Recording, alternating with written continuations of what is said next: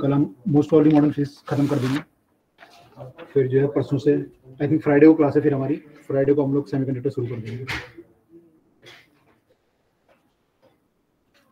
ठीक है, I think सब लोगों ने ज्वाइन कर लिया है अब तो आगे स्टार्ट करते हैं। हमारा जो है न्यूक्लियर फिजिक्स है यहाँ से, तो एटम सेमीकंडक्टर भी आप ही करवाओगे ना? देखो हाँ, मोस्ट ऑफ मैं करूँगा, ठीक है। अभी टीचर बीमार चल रहे हैं हमारे, तो मुझे करना पड़ेगा लग रहा है। Okay sir. तो आगे जो है हम लोग अब न्यूक्लियर के बारे में पढ़ेंगे। हम लोगों ने एटम का बाहर का स्ट्रक्चर देख लिया, वहाँ पे क्या क्या होता है, एनर्जी लेवल क्या होते हैं, इलेक्ट्रॉन की वेलोसिटी क्या होती है, रेडियस क्या होती है, वो सब देख चुके हैं। ठीक है, एक मिनट। तो अब लोग हमें देखना है कि इलेक्ट्रॉन न्यूक्लियस के अंदर क्या होता है, क्या क्या चीज़ें होती हैं, उसकी रेडियाई कितनी होती है, एनर्जी क्या होती है, वहाँ पे रेडियस अगर निकालेंगे तो कैसे निकालेंगे, एनर्जी कैसे निकालेंगे, न्यूक्लियर फिजन होगा या फ्यूजन होगा तो कितनी रिएक्शन रिलीज होगी, कितनी हीट रिलीज होगी, वो सब निकालना उस रिएक्शन में। और न्यूक्लियस स्टेबल क्यों है और न्यूक्लियस अनस्टेबल क्यों हो जाता है या क्यों अनस्टेबल होता है न्यूक्लियस, वो सब निकालना। अब हमें न्यूक्लियस के बारे में डिस्कस करना है। ठीक है, तो काफ़ी चीज़ें आप लोग जानते होंगे, शुरू की जो चीज़ें हैं, आइसोटोप, आइसोबार, आइसोटोन, से सब चीज़ें, तो उनको जल्दी जल्दी कर लेते हैं और फिर जो मेन पॉइंट है उस पर आते हैं। ठीक है, तो स्टार्ट करें sir. Yes sir. Yes sir. Okay,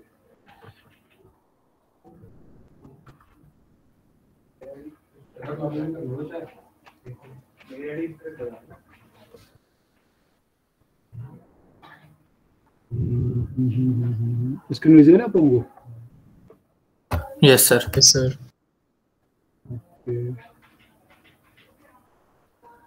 एक मिनट रुको।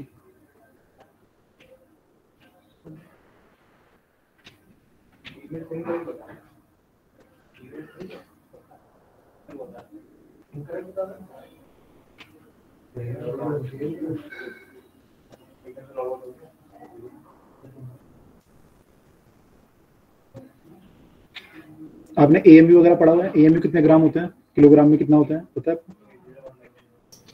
सर प्रेजेंटेशन चली गई। हाँ, मैं प्रेजेंटेशन भी लगा रहा हूँ, तब तक ऐसे डिस्कस कर लेते हैं। जो एएमयू अगर आप किलोग्राम में करते हैं तो कितना आता है लगभग? होता क्या वैसे एएमयू? अब जो एक एएमयू या एक यूनिफाइड मास पढ़ते हैं, एक यूनिफाइड मास पढ़ते हो, कितना होता है वो? One unified mass sir approximate 1.6 into 10 raised to the power minus 27।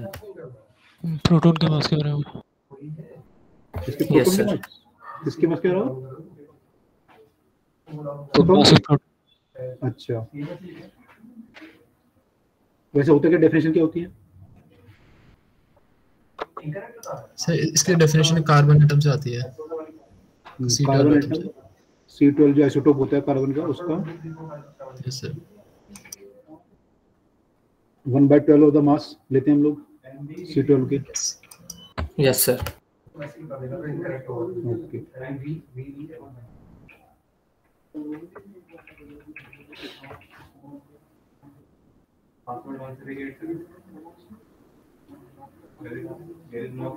तो एक एएमयू जो होता है आपका, क्योंकि जो मास की हम बात करेंगे अब, न्यूक्लियर में दो चीजें होती हैं, तो प्रोटॉन होता है बेसिकली अगर जो हमारे लेवल पे है,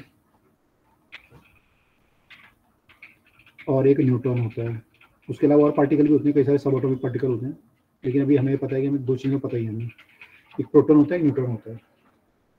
ठीक है, अब इनका मास वगैरह होता है, आपको पता है, चार्ज वगैरह होता है अलग अलग, दोनों का मास लगभग बराबर होता है। मास आपको दिया रहता है, पेपर में प्रॉब्लम नहीं है। अब जो 1 AMU होता है, क्योंकि मास जो हमारा दिया रहता है यूजुअली न्यूक्लियस का या एटम का, वो AMU या U में दिया रहेगा। तो 1 AMU जो हमारा होता है, ये लगभग जो है 1.66 10⁻⁻27 kg इतना होता है। ठीक है, और ये 1/12 ऑफ द, ये आपको पता ही है, 1/12 C12 का जो आइसोटोप होता है उसके बराबर होता है। सर ये लिखने का काम नहीं है अभी? नहीं, लिखने का ये है कि देखो जो 1 AMU है इतना आया। अब इसको अगर मैं एनर्जी में कन्वर्ट करूँ तो आपको पता है एनर्जी का रिलेशन होता है equal to delta MC square. तो इसको अगर मैं पूरी मास को एनर्जी में कन्वर्ट करूँ तो ये एनर्जी कितनी आएगी लगभग? तो ये एनर्जी जो आती है लगभग 931 मेगा इलेक्ट्रॉन वोल्ट आती है। 931.25 के आसपास आती है मेगा इलेक्ट्रॉन वोल्ट। तो ये जो एक AMU है आपका एक्चुअली 931.25 मेगा इलेक्ट्रॉन वोल्ट है। तो अभी जब आप क्वेश्चन आगे करोगे ना तो पे लिखा रहेगा कि इतना हमने एटम कम कन्वर्ट कर दिया एनर्जी में, तो कितनी एनर्जी रिलीज होगी। तो वहां पे आपको पता होना चाहिए कि एक AMU जो है इतनी एनर्जी रिलीज करेगा। ये क्लियर हुई बात? सब लिख रहे हो सर, वो विजिबल नहीं है। सर आप लिख रहे हो सर? सॉरी सर इसीलिए मैंने वो पिछले हाँ पूछा। अच्छा ओके, एक मिनट।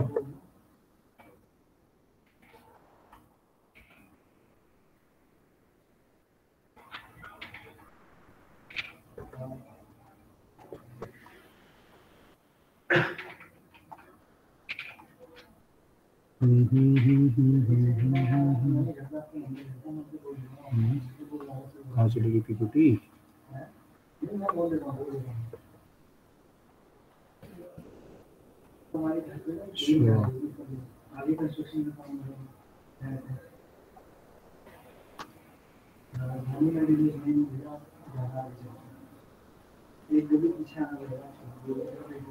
अब विजुअल हुआ? Yes sir. ओके, तो मैं यहाँ से स्टार्ट करता हूँ। न्यूक्लियस जो होता है उसमें प्रोटॉन और न्यूट्रॉन होते हैं बेसिकली, जो हमने पढ़े अभी तक। और इनका जो न्यूक्लियस का मास है यूजुअली AMU में रिप्रेजेंट करते हैं हम लोग। तो एक AMU जो होता है इतने ग्राम के बराबर होता है, किलोग्राम के।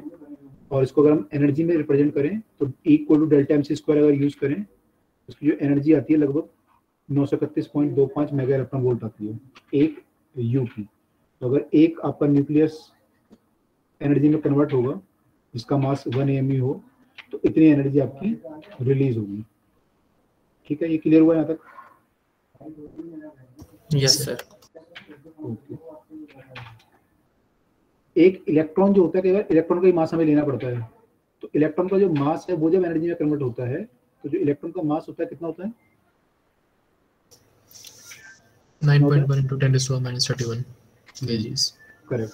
तो इसको अगर आप मेगा इलेक्ट्रॉन वोल्ट में लिखोगे तो this is around 0.5 mega electron volt.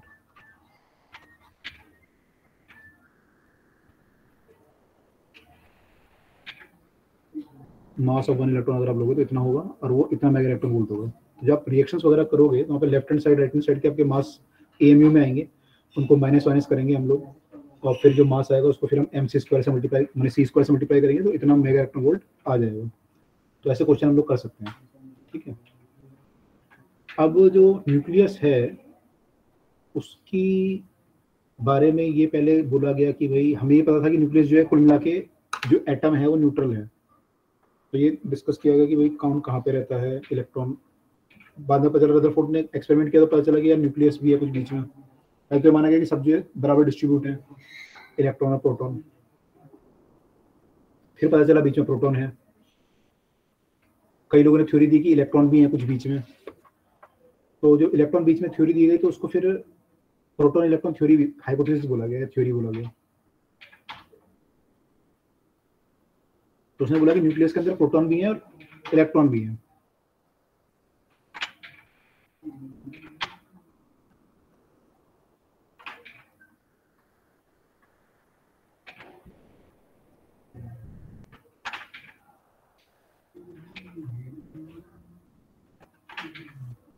तो एक थ्योरी आई, उसको बोला प्रोटॉन इलेक्ट्रॉन हाइपोथेसिस।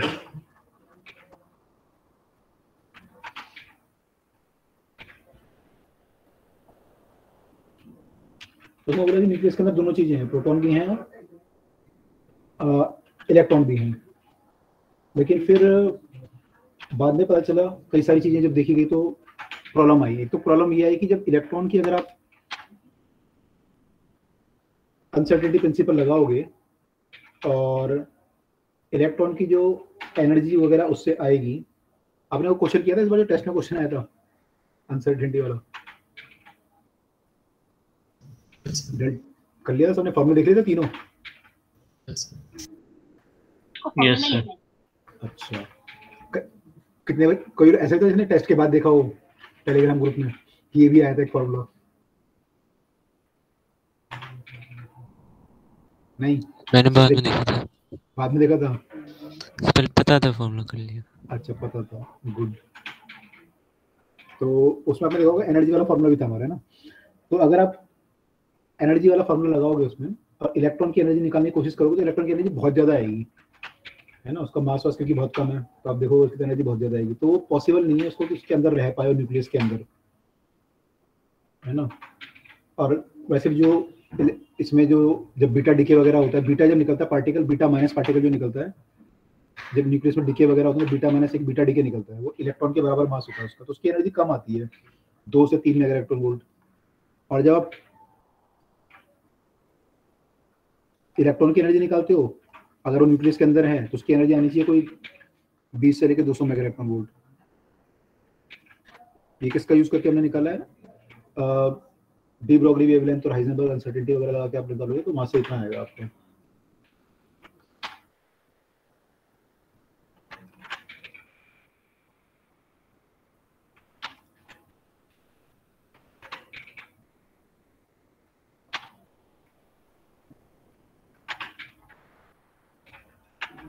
तो काफी ज्यादा एनर्जी है, तो ये पॉसिबल नहीं है कि ये इलेक्ट्रॉन हो, बीटा पार्टिकल तो कुछ और चीजें यानी, और इलेक्ट्रॉन इतनी ज्यादा एनर्जी के साथ न्यूक्लियस के अंदर रह नहीं सकता, अनस्टेबल हो जाएगा बहुत ज्यादा। तो ये मैच नहीं करी थ्योरी से। और भी कई चीजें देखी गई, जैसे कि एंगुलर मोमेंटम वगैरह जब चेक किया गया, उसका न्यूक्लियर स्पिन वगैरह देख के मैग्नेटिक मोमेंट चेक किया गया, तो वो सब मैच नहीं किए इसमें, ठीक है? तो एंगुलर मोमेंटम,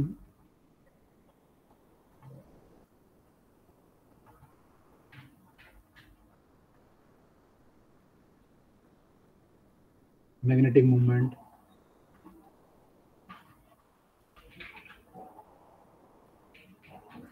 ऑफ न्यूक्लियस जो है वो भी रूल आउट कर रहा था कि इलेक्ट्रॉन इसके अंदर रहता है।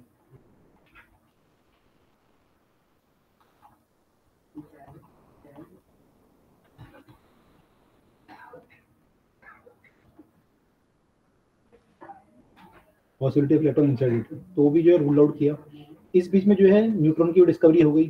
तो न्यूट्रॉन की डिस्कवरी किसने कर दी? चैडविक ने करी थी, है ना? न्यूट्रॉन सबसे लास्ट में डिस्कवर हुआ, क्या रीजन था इसका? न्यूट्रल पार्टिकल है, न्यूट्रल था, तो कहीं पे पकड़ में नहीं आ रहा था वो।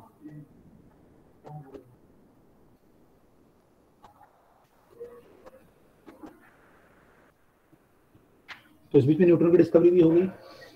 तो फिर जब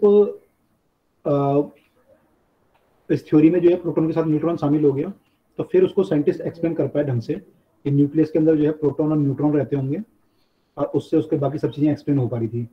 तो फिर एक पार्टिकल और आया, मतलब न्यूट्रॉन, उससे जो है फिर ये सब चीजें आई। तो फिर जो है प्रोटॉन न्यूट्रॉन, अब जब हम पढ़ते हैं थ्योरी तो हम जानते हैं कि प्रोटॉन और न्यूट्रॉन जो न्यूक्लियस के अंदर रहते हैं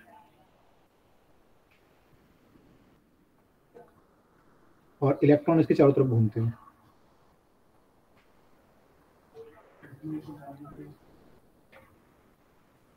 ठीक है, इलेक्ट्रॉन से घूमते हैं। तो हमारी ये थ्योरी है कुल मिला के, उसको बोलते हैं प्रोटॉन न्यूट्रॉन हाइपोथेसिस। तो अब जो थ्योरी है उसको बोलते हैं प्रोटॉन न्यूट्रॉन हाइपोथेसिस।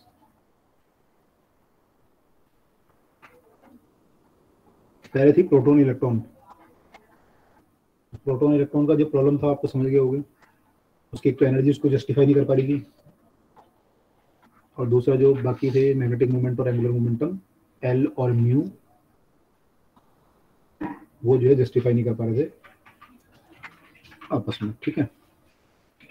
तो ये चीजें हैं। अब जो है ये जब चीज आई तो फिर कुछ चीजें डिफाइन करी गई, जैसे कि एटॉमिक नंबर। तो एटॉमिक नंबर पता है आप सब लोगों को क्या होता है? नंबर ऑफ क्या होता है? प्रोटॉन्स। रिप्रेजेंट किससे करते हैं? Z। तो ये नंबर ऑफ प्रोटॉन होते हैं। मास नंबर किससे रिप्रेजेंट करते हैं? ए से। क्या होता है? प्रोटॉन प्लस न्यूट्रॉन का मास। प्रोटॉन प्लस न्यूट्रॉन का मास, ये आपका मास नंबर होता है, ठीक है। अच्छा, अब इसमें जो है कुछ चीजें हैं जैसे कि आइसोटोप्स। आइसोटोप्स क्या होता है, क्या प्रॉपर्टी होती है? Same atomic number but different mass number. Same atomic number but different A. Example? Carbon 12, carbon 13, oxygen 16, oxygen 18। तो इस वाला example hydrogen, deuterium, tritium. Hydrogen, deuterium, tritium, ये सब इसके एग्जांपल हैं। तो सेम आइसोटोप्स हैं ये, है ना। आइसोबार ये क्या होता है? Same mass number, different atomic number. Example? Argon, potassium. 40 होता है। Yes sir. तो ये आइसोबार है, ठीक है। इसके अलावा आइसोटोन्स क्या होते हैं? Same neutron.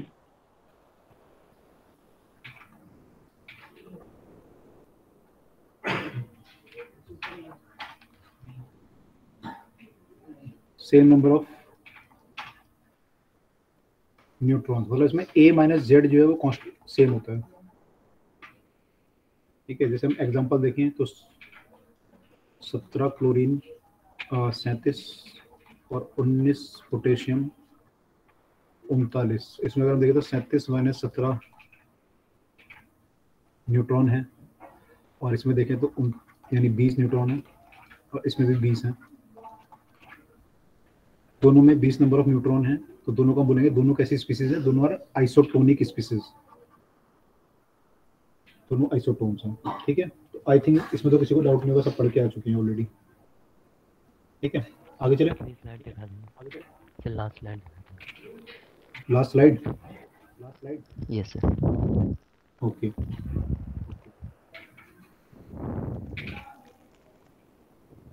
डन। ओके। अब यहाँ पे एक चीज पाया गया कि जो न्यूक्लियर का साइज है वो डायरेक्टली उसके जो है मास नंबर पर डिपेंड करता है।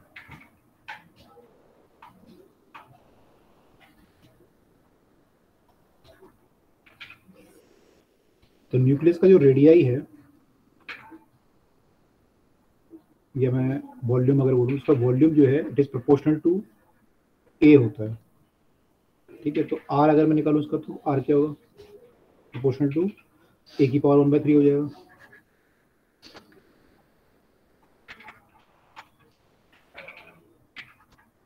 ठीक है। तो आर जो आएगा आपका वो आर नॉट ए की पावर 1/3 आता है, where R naught is 1.2 10⁻⁻15 metre, ठीक है। तो ये हमारा न्यूक्लियस का साइज है, आर की अगर मैं बात करूं, ठीक है। तो ये ए पे डिपेंड करेगा कि ए कितना है हमारा। और यहाँ पे हम एक चीज अगर देखें, अगर मैं न्यूक्लियस की डेंसिटी निकालूं,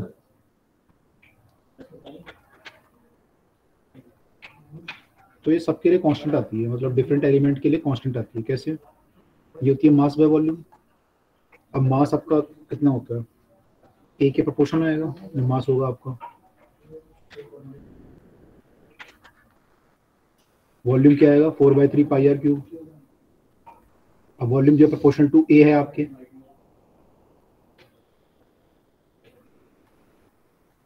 you can write R naught का क्यूब इनटू ए। हमने पीछे फॉर्मूला ड्राइव किया है अभी, तो यहाँ से कट जाएगा आपका ए से ए, तो ये इंडिपेंडेंट आ गया है। तो भैया एम किसका मास होगा, मास ऑफ प्रोटॉन मान लो या न्यूट्रॉन मान लो लगभग, तो ये कांस्टेंट है आपका लगभग। तो न्यूक्लियस की डेंसिटी जो है कांस्टेंट होती है सबके लिए, और ये लगभग जो वैल्यू आती है 2.29 10⁻17 kg पर मीटर क्यूब, काफी ज्यादा वैल्यू आती है। तो हेवीली डेंस होता है न्यूक्लियस, हेवीली डेंस होता है, और ये वैल्यू कांस्टेंट होती है। तो जो आपका गोल्ड का न्यूक्लियस है, सिल्वर है, कॉपर है, सबके न्यूक्लियस की डेंसिटी इज सेम, मास में भी different but density is same. ठीक है, ये बात क्लियर हुई?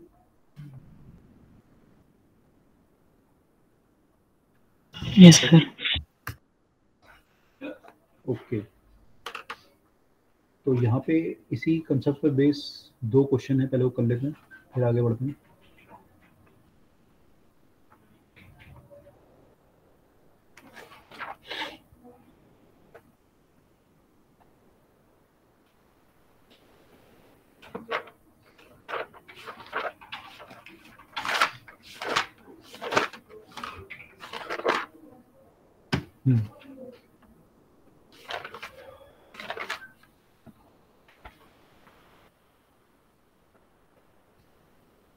पहला क्वेश्चन है the ratio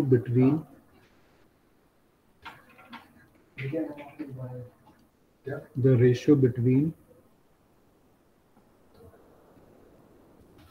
the radii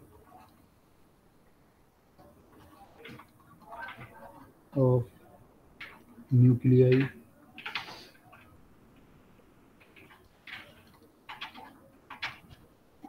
with mass number 27 and 125 is 3/5. 3/5। Yes sir. Easy है, सब लोग कर लेंगे, फटाफट करो। बिल्कुल।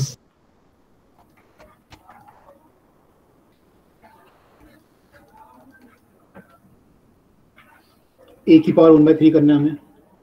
पावर 1/3 करेंगे, इसके तो 3 आ जाएगा, इसके और 1/3 करेंगे तो 5 है ना, 3 और 5 आ जाएगा। ठीक है, अगला क्वेश्चन है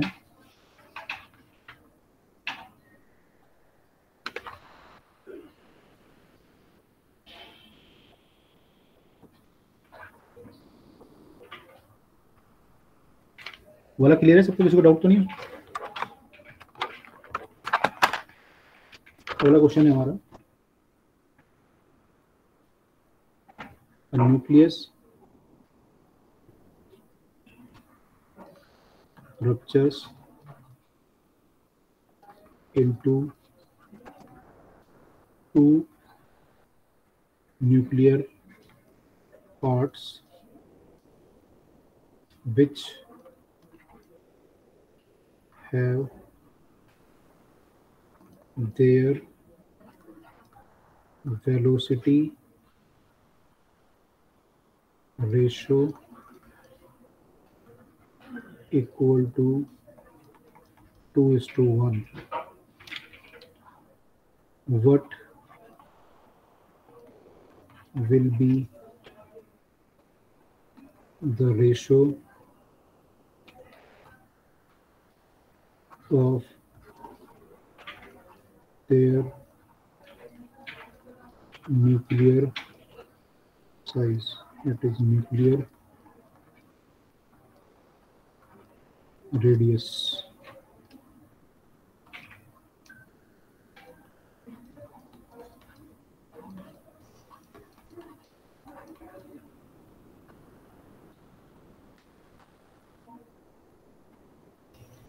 बी ऑप्शन। बाकी लोग भी निकालो, कंजर्वेशन मोमेंटम लगाना पड़ेगा, दिख रहा है क्वेश्चन में, उससे सोचना पड़ेगा।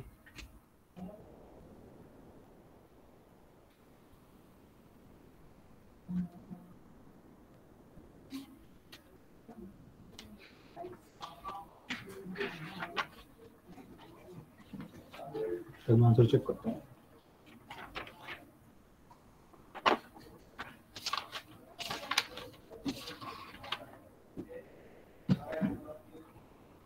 बी आंसर, बी आ गया। ओके, बाकी लोग भी निकालो फटाफट।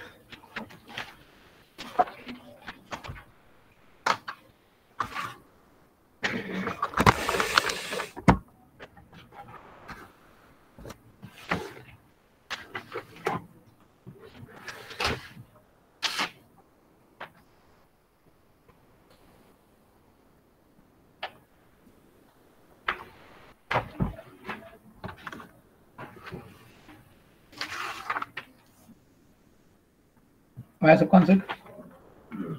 Yes sir. Conservation of momentum लाएंगे तो मोमेंटम इनिशियली जीरो होगा, तो फाइनल मोमेंटम जो बराबर होंगे दोनों के, P1 इक्वल टू P2 होगा। P1 इक्वल टू P2 होगा तो क्या होगा, मास इंटू वेलोसिटी जो होगी m1 into V1 equal to m2 into V2 होगा। तो V1 बाई V2 जो होगा वो m2 बाई m1 आ जाएगा। तो V1 बाई V2 का रेशो जो दिया हुआ है वो दिया हुआ है आपको 2:1। तो मास का रेशो हो जाए 1:2।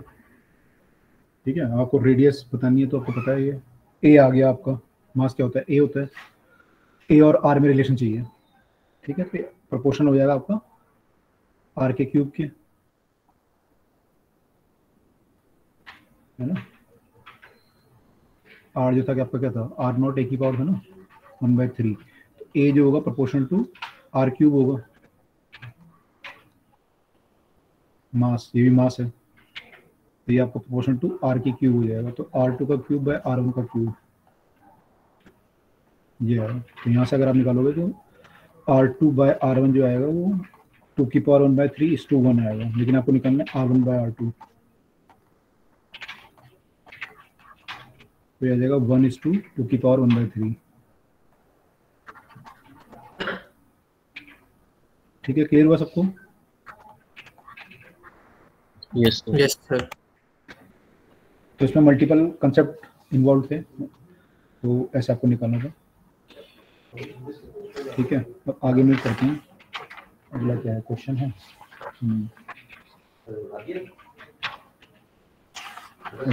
एक मिनट।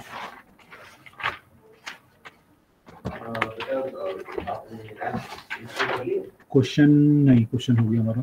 ठीक है, चलो आगे चलते हैं। हमें पता है मास एनर्जी रिलेशन जो है आइंस्टाइन का, सबको पता ही है, E equal to delta mc square. तो इस पे बेस भी काफी क्वेश्चन है। ये इतना मास हमने वो किया तो बर्न किया, तो बर्न तो क्या बोलेंगे, मतलब उसको न्यूक्लियर रिएक्शन किया तो उससे कितनी एनर्जी रिलीज हुई। इस टाइप के क्वेश्चन काफी सारे हैं। उससे फिर हम कितने बल्ब जला सकते हैं, पावर हाउस में अगर इतना यूरेनियम यूज हो रहा है तो शहर को कितने टाइम तक बिजली मिल सकती है। इस टाइप के काफी सारे क्वेश्चन हैं। ठीक है, तो कुछ क्वेश्चन कर लेते हैं अभी।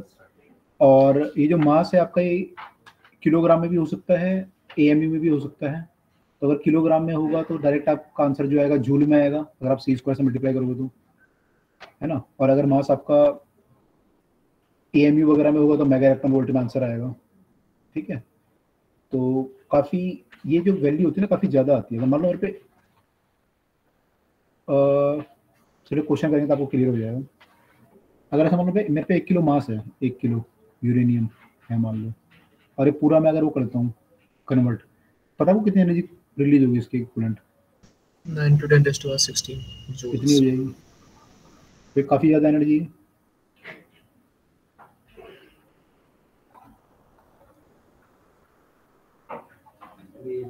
ठीक है, काफी ज्यादा एनर्जी। मान लो पूरे दिन में 1 किलोग्राम यूरेनियम जलाता हूँ और इतनी एनर्जी रिलीज होती है पूरे दिन में, तो पावर कितनी हुई इसकी, पावर हाउस की?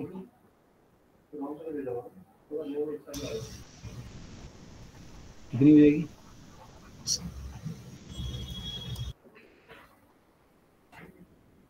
कितने वॉट आ जाएगी? ये पावर आ जाएगी। ठीक है, अब ये पावर कितनी आ रही है देखो, अगर मैं सॉल्व करूँ लगभग रफली सॉल्व करते हैं इसे, कितनी आ रही है वैल्यू? 6×36 × 24, 9 से काट लेते हैं ना, 36 × 24, 9 से कट जाएगा, 9 × 36, 10 की पावर 2 ऊपर 10 की पावर है 14, 24 × 96, इसको अप्रोक्सीमेटली 100 कर लेते हैं। इतना वॉट आया। ठीक है, सर अगर मैं मेगावाट में करूं कितना आएगा? 10⁻6 मेगावाट। ठीक है, ओके, 10⁻6 मेगावाट आया। आपको पता है इसमें दिल्ली की कितनी एनर्जी की रिक्वायरमेंट होती है, लगभग पीक पे कितनी रिक्वायरमेंट होती है पूरी दिल्ली? अगर आपने अखबार वगैरह पढ़ा होगा तो मेरे ख्याल से दिल्ली की रिक्वायरमेंट आती है वो 4000 मेगावाट आती है पीक पे। 4-5 कितनी? 5000 4-5 हजार 5000 है। हाँ मतलब अच्छा, तो ऐसे कुछ रहती है ना 5000 6000 के आसपास, इस रेंज में आती है Yes, ना। sir. अब ये देखो उससे कितना ज़्यादा है। अगर मैं 5000 इसको 1000 के उसमें लिखूँ, कितना गुना है ये? 1000 अगर मैं करूँ उसको 1000 और 10,000 कर लूँ, 10,000 पहले करता हूँ, 6 जीरो है ये, 1 2 3 4 5 6, तो मैं कर लेता हूँ 10,000 इंटू 10 की बार 2, ये कर सकते हैं। Yes, sir. तो ये दिल्ली को कितने दिन के लिए बिजली दे सकता है ये? लगभग 250. 100 दिन तो ये हो गए। Yes. और अगर ये 3 दिन, ये 2.5 दिन मान लो लगभग, तो 250 दिन दे सकता है, नहीं दे सकता है? Yes. भाई 100 दिन तो ये हो गए, 100 तो ये है, और ये 4,000 चाहिए था आपको, 10,000 ये डबल 2.5 गुना ये इसके लगभग 250 दिन की बिजली मिल सकती है इसको आपको। और वो भी तब जब ये पीक है। Yes. हमेशा रिक्वायरमेंट पीक तो रहेगी नहीं आपकी, कम रहेगी यूजुअली, तो मतलब पूरे साल की एनर्जी मिल सकती है इसको दिल्ली को इससे। Yes.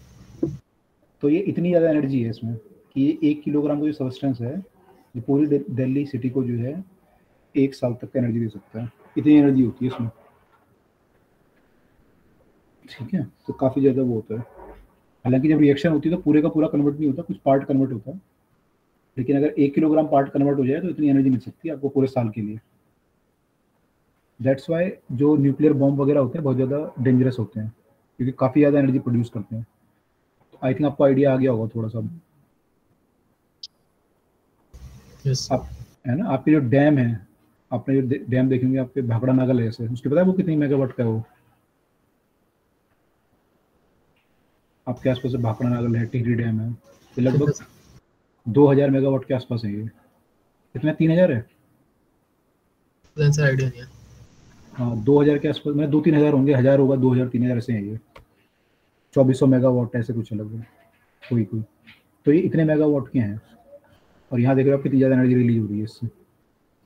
मतलब आप इतना बड़ा डैम बनाओगे, 1 किलोग्राम वो चाहिए तो बराबर है, इसलिए बहुत डेंजरस होते हैं। ठीक है, सर ये 1 kg क्या है? 1 1 kg क्या है? किसका मास चेंज करा है हमने? 1 kg कोई भी सब्सटेंस बोल रहा हूँ, अगर आप कन्वर्ट कर पाओ एनर्जी में किसी भी चीज़ को, ओके सर। है ना। तो अभी तुमने ऐसे डिस्कस किया है, कुछ भी हो सकता है, यूरेनियम हो सकता है, कुछ और चीज़ हो सकती है, प्लूटोनियम हो सकता है, जो भी होता होगा, ओके सर। है ना। न्यूक्लियर फ्यूजन रिएक्शन होगी तो वहाँ पे हाइड्रोजन की मास हो सकता है, वो हाइड्रोजन गैस का मास, कुछ भी हो सकता है। ठीक है, तो उसको देखेंगे। मैं आपको बस यहाँ पे दिखाना चाहता हूँ कि बहुत बड़ी वैल्यू होती है ये। चलो, तो आगे आप कुछ क्वेश्चन कर लेते हैं अभी पहले, ताकि आपको एनर्जी के कुछ और क्वेश्चन आप निकाल पाओ। पहला क्वेश्चन है यहाँ पे,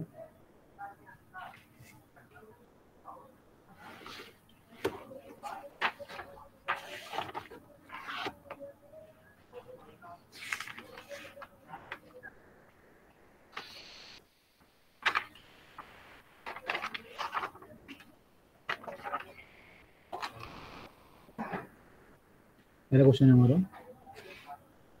पहले तो ये बताओ कि अच्छा, ये वाला क्वेश्चन है।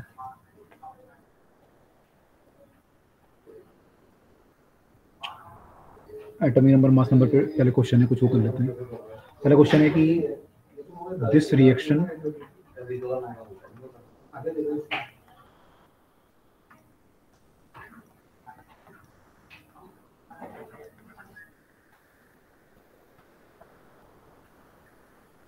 this reaction represent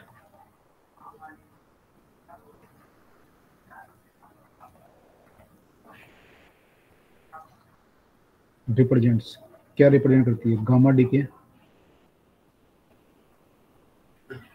fusion, fission. आप समझते हो फ्यूजन, फिजन मैंने ब्रेक होना, फ्यूजन मैंने जुड़ना, न्यूक्लियर फ्यूजन और फिजन। डी है beta decay, beta decay. Beta DK.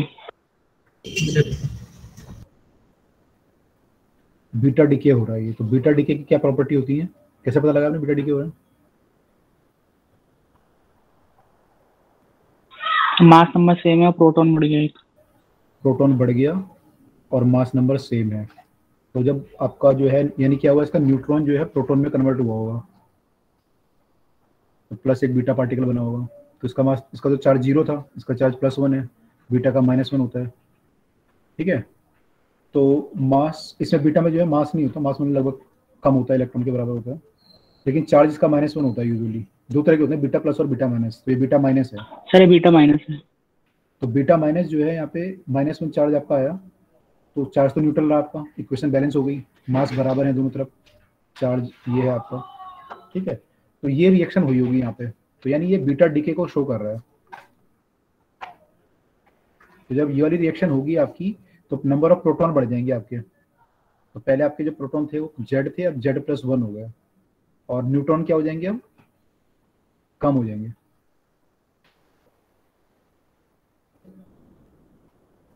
ठीक है, क्लियर है ये? Yes sir.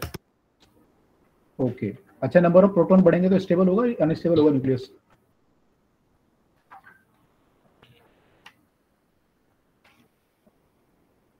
स्टेबल कब होता है, जब प्रोटॉन ज्यादा हो या न्यूट्रॉन ज्यादा हो?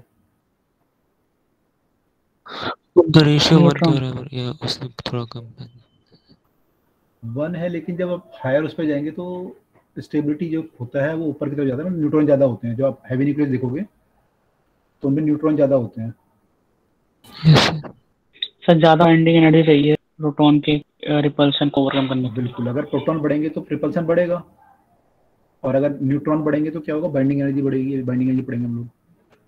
तो प्रोटॉन जो है, सर इस रिएक्शन में हुआ क्या है वैसे? मास नंबर तो सेम है, हाँ एटॉमिक नंबर बढ़ गया। हाँ, मतलब मास नंबर से मतलब न्यूट्रॉन और प्रोटॉन का सम सेम होना चाहिए। हाँ, तो न्यूट्रॉन प्रोटॉन में कन्वर्ट होगा ना, मतलब इसका मतलब ये है, ये तो लिखा नहीं, अच्छा सर। न्यूट्रॉन कन्वर्ट हुआ है प्रोटॉन में। चलो आगे देखते हैं क्या है जो लाइट गई। क्या बोल रहे हैं, सेकंड टर्म में कुछ बोल, इलेक्ट्रॉन मैं समझा नहीं क्या बोला। इलेक्ट्रॉन क्या है सर, वो जो सेकंड टर्म लिखी हुई है एंटी प्लस न्यूट्रिनो। फिर माइनस। ये? अच्छा, कौन सी, ये जो लिखा हुआ है ये ये बोल रही हूँ, ये चार्ज है, उस पे मैंने चार्ज लिखा है इसका, +1 चार्ज है इस पे, -1 चार्ज है। मैं चार्ज बैलेंस कर रहा था ना एक्चुअली, जब आपकी रिएक्शन होगी तो चार्ज बैलेंस होनी चाहिए ना दोनों तरफ, और मास बैलेंस होना चाहिए। तो मास तो बैलेंस हो ही जाएगा, Z+1 करोगे तो। मास तो आपका A है एक्चुअली, दोनों तरफ A और A लिखा हुआ है, तो यहाँ पर मास इसका 1 होगा, इसका भी 1 मानते हैं लगभग, तो मास तो बैलेंस ही है, चार्ज भी बैलेंस है। ठीक है,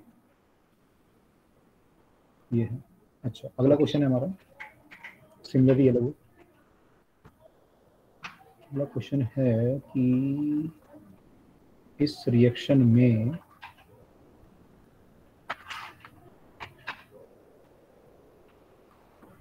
ये 4 है यहाँ पे,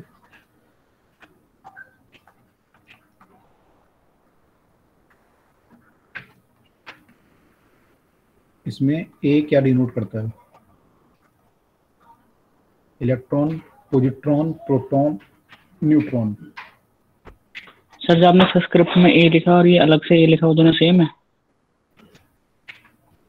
यहाँ 2 है, 4 है, A डिनोट ये, हाँ ये अलग है यहाँ पे, लेकिन दोनों में इन्होंने A लिखा हुआ है।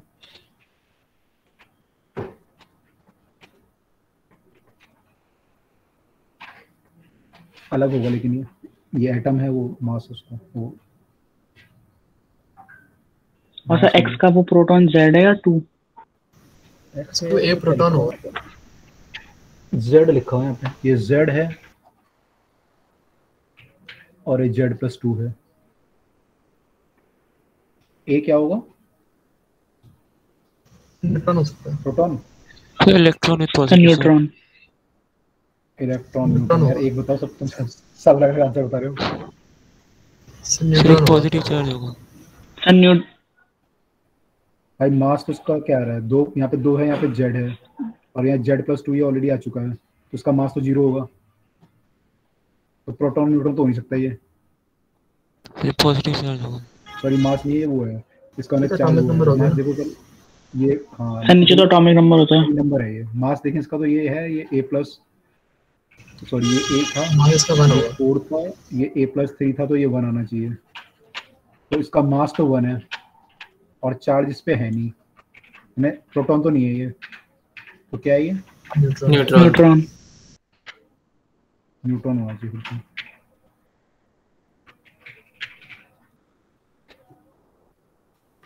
क्लियर हुआ है सबको? यस। ठीक है, अब हमने कंपेयर करके देख लिया, तो ये न्यूट्रॉन है। अगला क्वेश्चन करते हैं।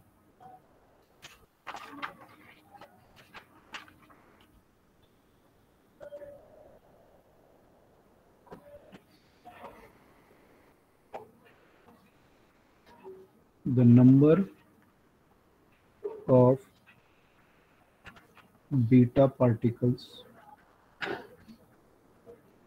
जहाँ पे बीटा लिखा हुआ बीटा माइनस होता है, उसका मतलब बीटा दो तरह के होते हैं, बीटा माइनस मान के चलते हैं।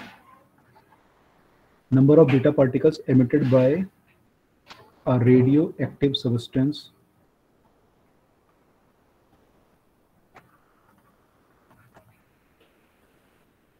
is twice the number of alpha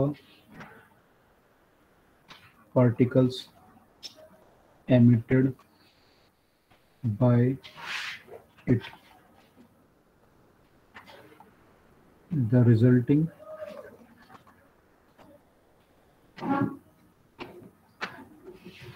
daughter is n, क्या है? Isobar of parent, isotone of parent, isotopes of parent, क्या होगा इसमें?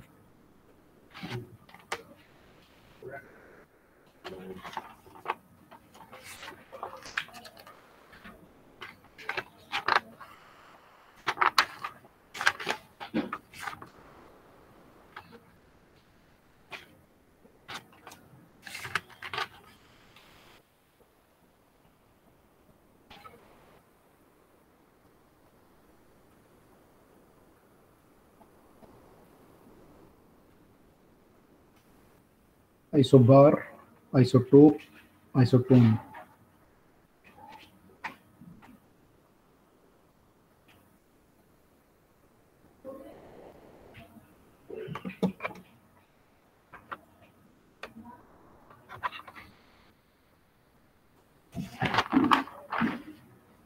आइसोटोप। Isotope, okay. बाकी लोग क्या बोलते हो?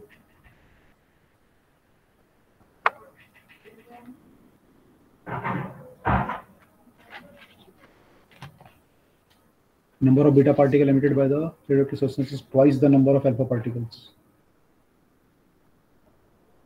क्या होगा बताओ? बीटा पार्टिकल इज ट्वाइस, इसको मैं लिख सकते हैं 2n, मान लो ये n है, तो y का ही कितना आएगा? सर जेड ही आ जाएगा। देखो -2 यहाँ पे होगा, -2n, अब +2n ये होगा, तो बराबर आएगा, तो z आएगा। ये ऊपर देखोगे तो मास 0 है, ये 4 है, तो 4 कम करना पड़ेगा हमें, 4n कम करना पड़ेगा मेरे ख्याल से ना, तो कितना हो जाएगा? a-4n, ये आएगा। आइसोटोप आ जाएगा। तो ये क्या हुआ? z सेम है दोनों का, x और y का। ये समझ में आया? पहले इतना सबको समझ में आया? No sir. नहीं आया भाई? ये बीटा पार्टिकल है, ठीक है। बीटा पार्टिकल निकलने से क्या फर्क पड़ेगा? मास में फर्क पड़ेगा? यस। नहीं पड़ेगा ना। बीटा का मास कहाँ होता है? बीटा तो इलेक्ट्रॉन होता है ना, तो मास में फर्क नहीं पड़ेगा। प्रोटॉन की तरह थोड़ी, मास तो बहुत कम होता है उसका, प्रोटॉन में फर्क नहीं पड़ेगा उसका, तो मास में कोई फर्क नहीं पड़ेगा जेड में, ठीक है। जेड में फर्क किससे पड़ेगा? अल्फा पार्टिकल से, सॉरी ए में फर्क नहीं पड़ेगा, तो ए में फर्क किससे पड़ेगा? अल्फा पार्टिकल से। अल्फा का मास कितना होता है? 4 होता है। तो अगर n Yes, sir. पार्टिकल निकलेंगे तो कितना हो जाएगा? a माइनस 4n हो जाएगा ये ऊपर। ये क्लियर है? Yes. ठीक है। अब बात करते हैं इसके नंबर ऑफ प्रोटॉन की, जेड की। जेड मतलब क्या होता है? Number of proton. अब Yes. मान लो एक बीटा पार्टिकल निकला, एक बीटा पार्टिकल अगर निकलेगा तो उसका जेड कितना हो जाएगा?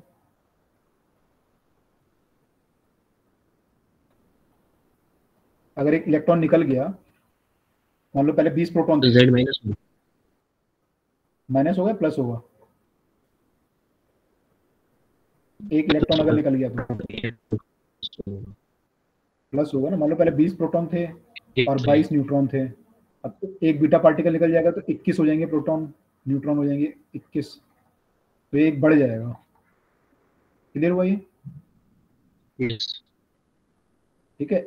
एक बीटा निकलने से जेड एक बढ़ जाएगा। और अगर अल्फा निकलेगा तो क्या होगा जेड का?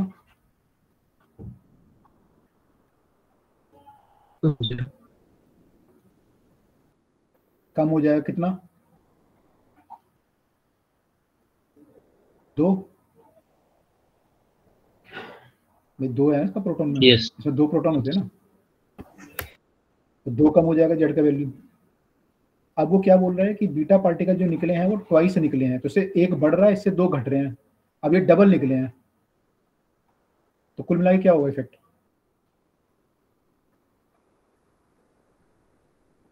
कुल मिला के कोई इफेक्ट नहीं होगा। इससे डबल बढ़ेंगे, 2n बढ़ेंगे, और इससे 2n घटेगा जब ये n निकलेगा तो कुल मिला के क्या रहेगा? जेड का जेड रहेगा।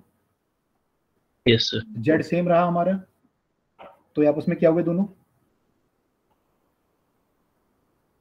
क्या हो गई? ये जेड सेम है तो क्या बोलते हैं उनको? आइसोटोप्स। Isotope. आइसोटोप। तो ये आइसोटोप्स हो। अब क्लियर हुआ? ये Yes. sir. क्लियर हुआ सबको? Yes sir. केमिस्ट्री में किया नहीं है क्या आपने कि 3 अल्फा पार्टिकल निकले, 2 बीटा निकले, क्या होगा? 4 बीटा निकले, किया नहीं किया?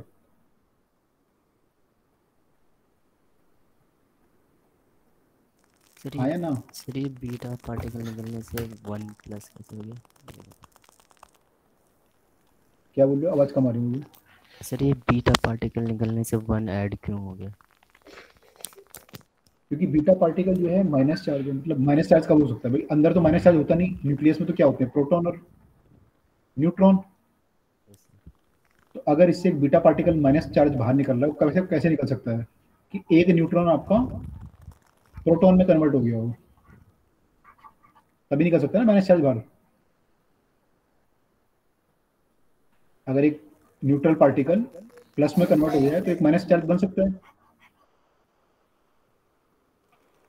ठीक है। तो यानी एक बीटा पार्टिकल निकलने का मतलब कि नंबर ऑफ प्रोटॉन एक बढ़ गया होगा।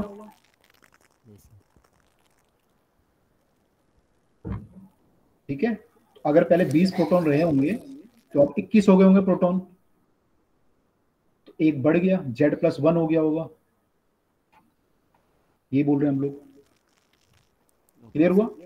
यस। ठीक है। तो बीटा पार्टिकल जब भी निकलेगा बीटा माइनस, तो वो एक प्रोटॉन बढ़ाएगा। ठीक है। तो प्रोटॉन बढ़ जाएगा, न्यूट्रॉन सेम है, न्यूट्रॉन घट जाएगा, यानी न्यूट्रॉन कन्वर्ट हो जाएगा प्रोटॉन में। ये आपस में कन्वर्ट हो सकते हैं, प्रोटॉन से न्यूट्रॉन, न्यूट्रॉन से प्रोटॉन। ठीक है। ओके। Yes sir. ओके चलिए। सर केमिस्ट्री में नहीं पढ़ा ये?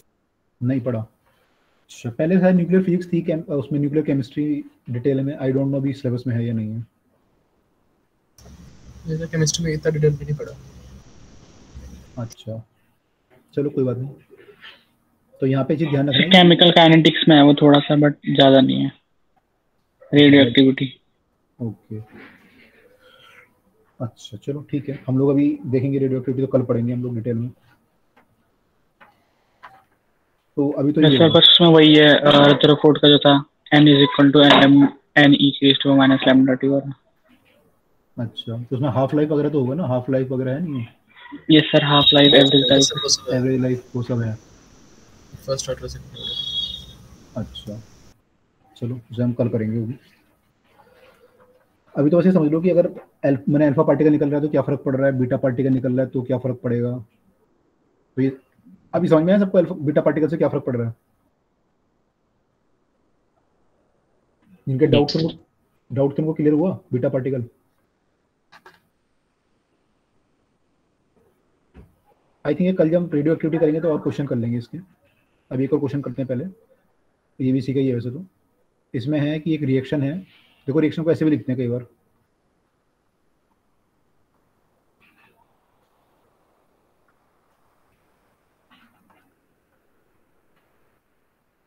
The term x will B.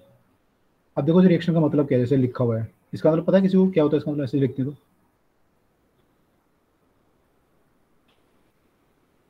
Bracket में लिखते हैं ऐसे। इसका मतलब होता है कि इसमें एक न्यूट्रॉन आया होगा, ये जो न्यूट्रॉन है इस पर अटैक किया होगा। कैसे लिखेंगे इसे, ऐसे नहीं सॉरी ऐसे लिखेंगे। और इसने फिर जो है अल्फा पार्टिकल एक लिथियम दिया होगा और प्लस अल्फा पार्टिकल दिया होगा। ये मतलब होता है इसका कि ये वाला यहाँ पे अटैक किया होगा तो ये इसके साथ गया होगा। समझ में आया सबको? Yes sir. ये मतलब होता है ना। तो बताओ क्या होगा x।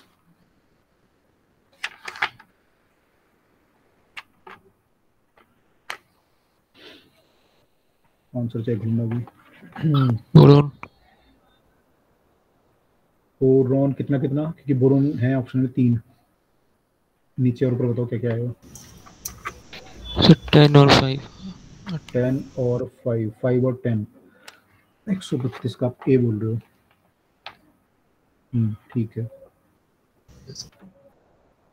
Done sir.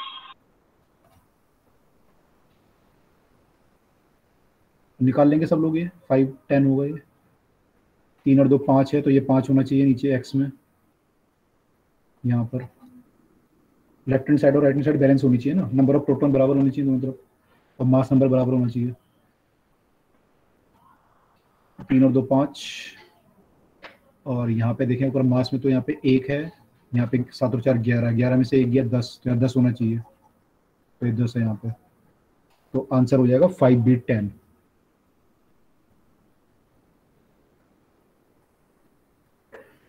ठीक है डन, ये भी क्लियर सबको।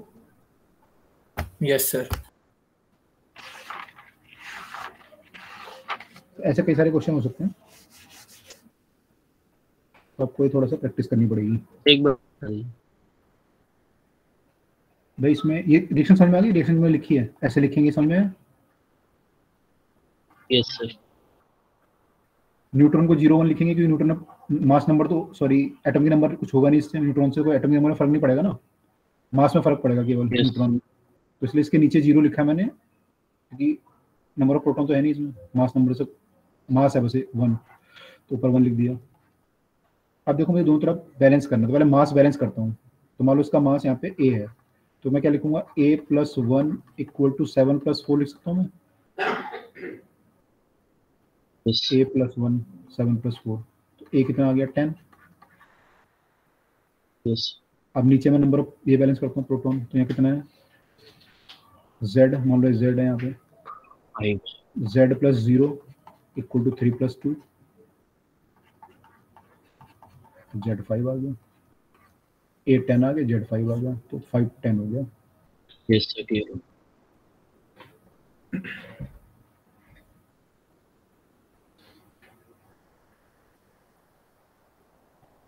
ठीक है अब जो कुछ क्वेश्चन है वो मास एनर्जी रिलेशन पे पहले वो कर लेते हैं फिर आगे बढ़ते हैं। पहला क्वेश्चन है हमारा,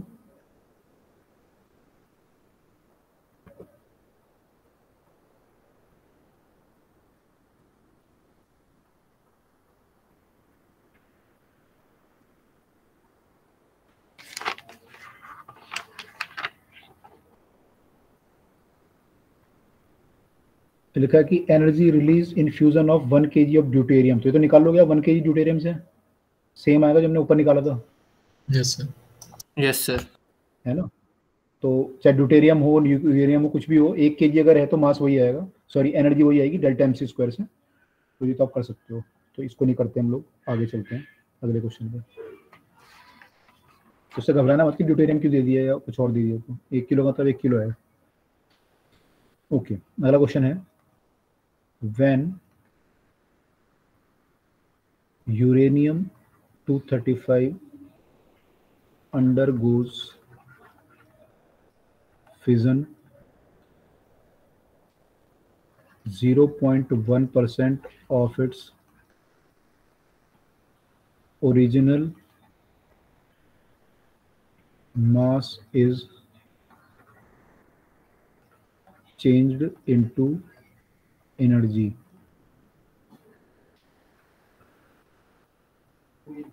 ये भी कई लोग हैं मेरे ख्याल से। How much energy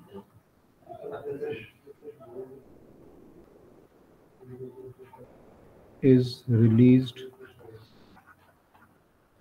if 1 kg of uranium 235 undergoes fission? Option बता रहा हूँ, फटाफट से निकाल लो।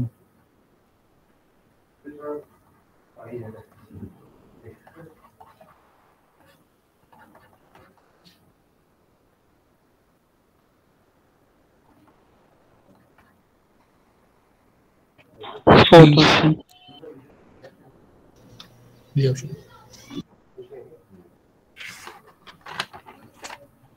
1 kg का 0.1% करना है ना, तो 1 kg का आपको पता है एनर्जी रिलीज, उसको 0.1 से मल्टीप्लाई करना है, 0.1/100 से। निकालो सब लोग फटाफट, बाकी भी मैं चेक करता हूँ आंसर।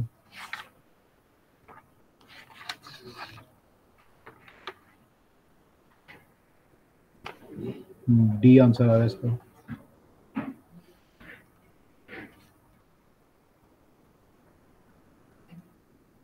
यहाँ पे 1 kg का 0.1% है इंटू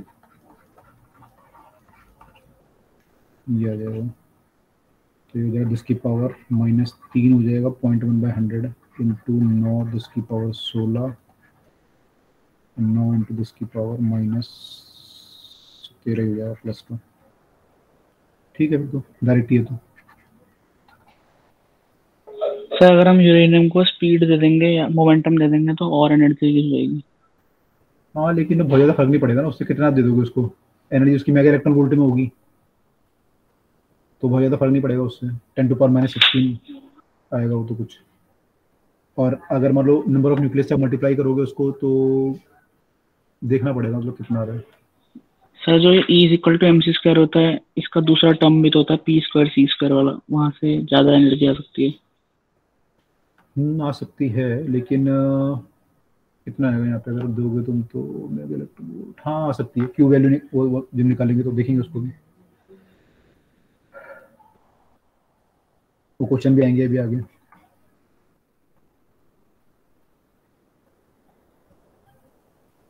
ओके, चलो आगे चलते हैं। अगला क्वेश्चन है हमारा, कौन सा हो गया था हमारा, ये वाला हो गया। ठीक है, अगला है हमारा ये।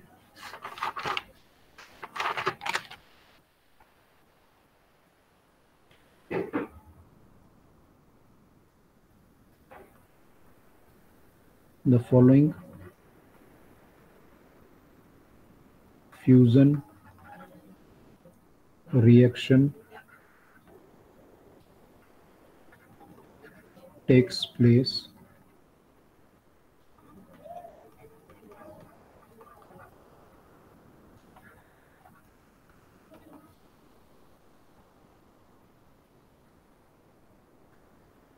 if 2 kg of deuterium is subjected to above reaction.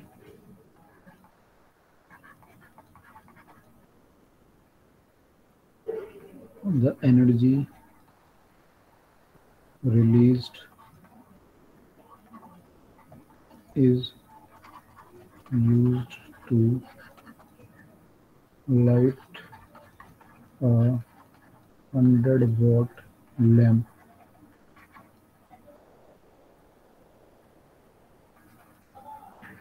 How long the lamp will glow.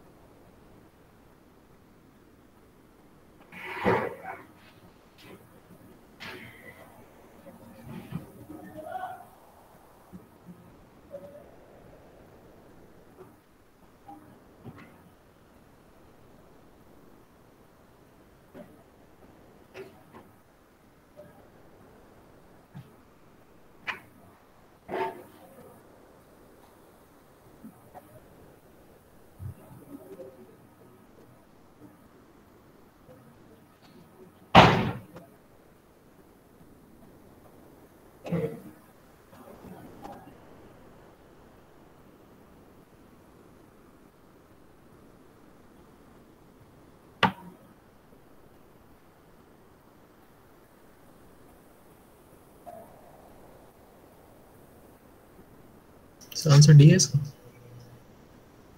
No, सी है इसमें दिया हुआ। क्वेश्चन नंबर क्या था ये? और आपका आंसर है सी।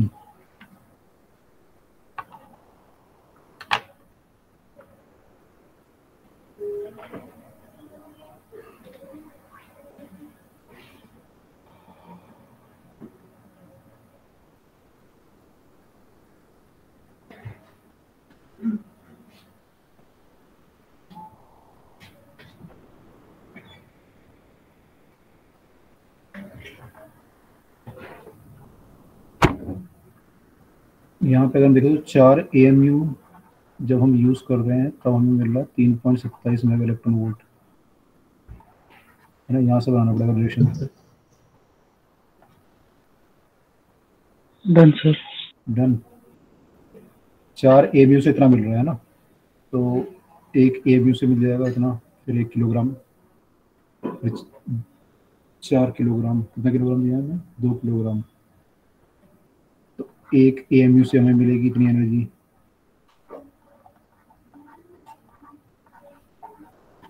एक AMU कितना होता है आपका? 1.66 -27 kg, यानी इतने केजी से हमें इतनी एनर्जी मिलेगी।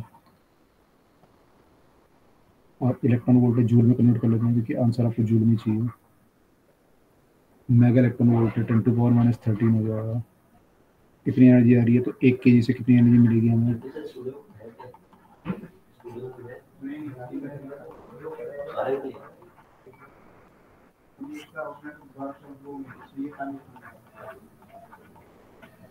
कितनी एनर्जी आएगी?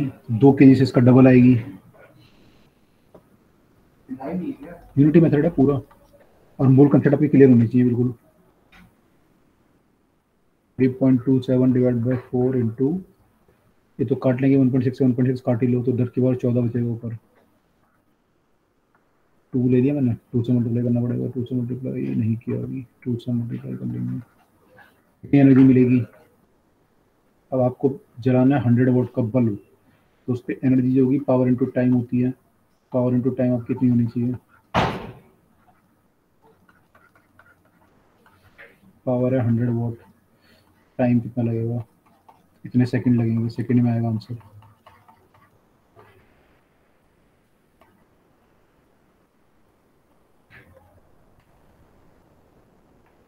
ठीक है, इसको ईयर में कन्वर्ट कर लेंगे डायरेक्ट। इतने सेकंड आया, इसको ईयर में करेंगे तो एक साल में 365 दिन और एक दिन में 24 घंटे इंटू 3600, 86,500 ऐसे कुछ आता है ना, 400। सर यहाँ पे हमने मास ऑफ ड्यूटेरियम लिया था उसको पूरे को कन्वर्ट कर दिया एनर्जी में, बट जो रिएक्शन है उसमें तो जैसे अगर हमने 2 kg लिया तो 1.5 kg तो हीलियम बनेगा और बचा हुआ एनर्जी मिलेगा, तो मैं ½ kg लेना चाहिए था। नहीं, ऐसा नहीं होगा यहाँ पे। एक्चुअली देखो यहाँ पे क्या हो रहा है, आप इसका मास डिफेक्ट नहीं निकाल रहे कि इसका मास कितना है और इसका मास कितना है। आप वो डिफेक्ट निकाल के निकाल एनर्जी थोड़ी निकाल रहे हो यहाँ पे। आप तो देख रहे हो कि इस रिएक्शन में कितनी एनर्जी रिलीज हो रही है। आप तो ये देख रहे हो है ना। अगर मास निकालोगे तो मास तो इसका कुछ बराबर आएगा लगभग, ये हो सकता है थोड़ा मास डिफेक्ट आएगा, लेकिन जो भी मास का डिफरेंस आएगा उससे एनर्जी रिलीज हो रही है। तो यानी जब 2 AMU ये और 2 AMU ये मिलते हैं तो 3 AMU ये बनता है, प्लस इतनी एनर्जी रिलीज होती है। ये बोल सकते हैं हम लोग, प्लस 1 न्यूट्रॉन बनता है। तो यानी हम बोल सकते हैं कि 4 AMU जब ड्यूटेरियम यूज करते हैं तो इतनी एनर्जी रिलीज होती है। तो यहाँ से स्टार्ट करेंगे हम लोग, फिर उससे यूनिटी मेथड लगाएंगे आगे। समझे या नहीं? यस सर, सर मतलब वो जो लास्ट में आके वो हो जाएगा, मतलब लास्ट में आके लास्ट में आता है तो फिर हाफ ही, मतलब एक तरह से हाफ ही हो गया। 2 kg लेना तो फिर हाफ हो जाएगा 3.27/2। हाँ, मतलब वही है ना कि मतलब इससे कोई फर्क नहीं पड़ेगा कि बन क्या रहा है। मैंने हमें डायरेक्ट इसमें डायरेक्ट दे दी ना कि एनर्जी कितनी है। अगर इस क्वेश्चन में केवल इतना दिया होता तब हम मास डिफेक्ट वगैरह निकालते, उससे निकालते वैल्यू कि कितनी एनर्जी रिलीज होगी, तो एक रिएक्शन में इतनी रिलीज हो रही है तो 4 AMU इतने रिलीज कर रहा है, तो पहले ये वैल्यू आती है वहाँ से 3.27 आप पहले निकालते, तब आप आगे करते स्टार्ट। 4 AMU से इतनी एनर्जी रिलीज हो रही है तो मैं अगर 1 AMU यूज करूँगा तो कितनी होगी, और अगर मैं इतने किलो यूज करूँगा तो कितनी होगी। समझ गया। बाकी लोगों को आया समझ में? यस। तो मूल कंसेप्ट टाइप का है ना, मूल कंसेप्ट क्लियर होनी चाहिए आपके बिल्कुल, और रिएक्शन में क्लियर होनी चाहिए आपको। रिएक्शन एटम का मतलब क्या होता है, किलोग्राम में लोगों को क्या फर्क पड़ेगा, तो ये वैल्यू आएगी। सो सॉल्व कर लेंगे, आई थिंक यही होगा। बाकी लोगों ने जो जिन्होंने सॉल्व किया है ऐसे किया है ना, मैंने इससे आंसर आ गया होगा।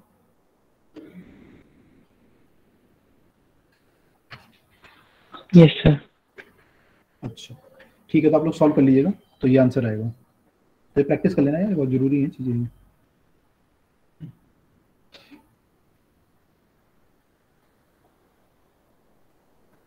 अगला क्वेश्चन करते हैं। आ गया सर आंसर। आ गया, चलो बढ़िया है।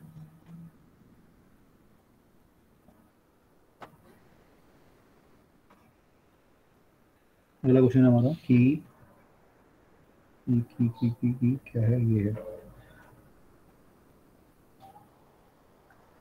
Calculate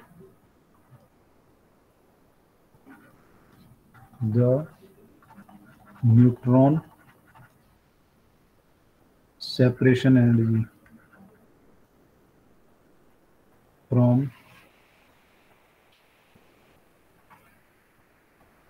the following data।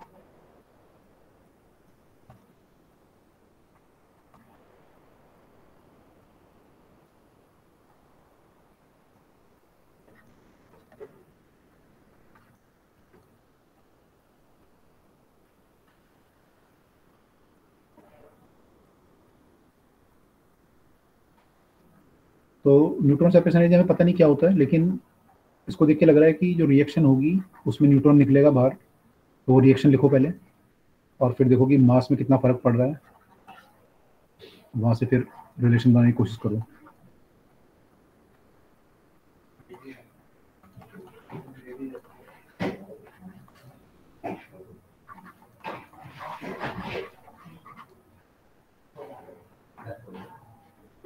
Calcium से कैल्शियम में जा रहा है तो न्यूट्रॉन एक बाहर निकल रहा होगा, 41-20 कैल्शियम से न्यूट्रॉन बाहर निकल रहा होगा, तो 20-40 कैल्शियम बन रहा होगा, ऐसे कुछ होगी रिएक्शन। तो देखो क्या बनेगा, कैसे कैसे होगा।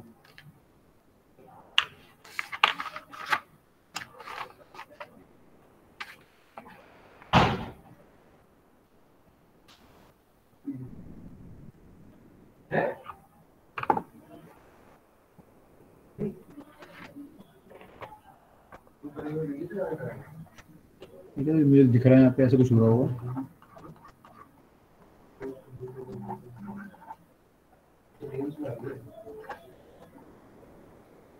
इस रिएक्शन में दोनों तरफ देखो मास कितना कितना है, जितना मास कम हुआ है उतना एनर्जी में कन्वर्ट हुआ होगा। तो इसका मास निकालो प्लस इसका मास, उसमें से इसका मास माइनस कर दो, उतना मास कम हुआ होगा। प्रोडक्ट माइनस रिएक्टेंट, जो मास आएगा वो एनर्जी में कन्वर्ट कर दो mc² लगा दो, या आपको दिया 1 U कितना मेगा इलेक्ट्रॉन वोल्ट होता है, वहां से देख लो, निकालो सब लोग फटाफट।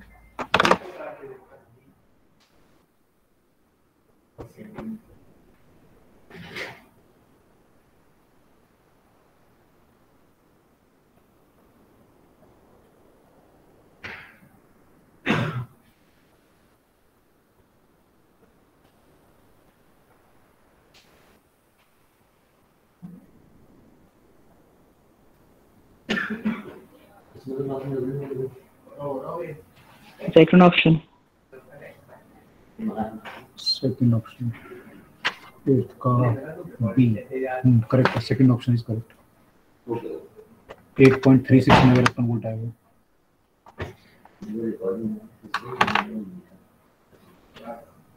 मास माइनस कर लो सीधा, देखो पहले डेल्टा कितना आ रहा है, फिर जो डेल्टा आएगा यू में उसको मल्टीप्लाई कर देना 931 से, सॉरी आंसर आ जाएगा मेरा।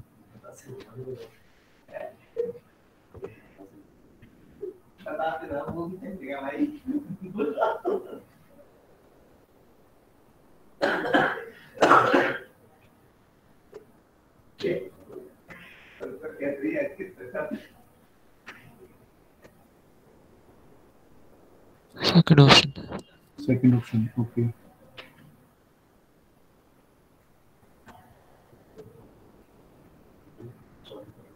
Done sir. डन।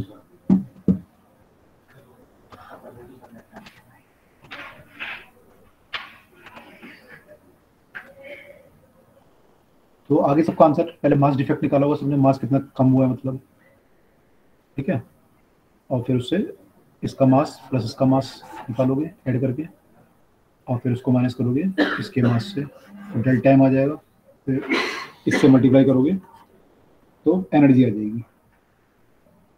डन है सबका ये? आगे चले फटाफट से, 2 क्वेश्चन और करने हैं। सर कल कर लेंगे सर, मैथ्स की क्लास है। क्लास है आपकी मैथ्स की? Yes sir. सर अब तो बहुत कम टाइम बचा है। ओहो, बड़ा प्रॉब्लम है तो। चलो ठीक है, तो यहाँ पे रुक जाते हैं। सबने कर लिया क्वेश्चन ये? किसको डाउट है तो बताओ, अदरवाइज हम स्टॉप करते हैं यहाँ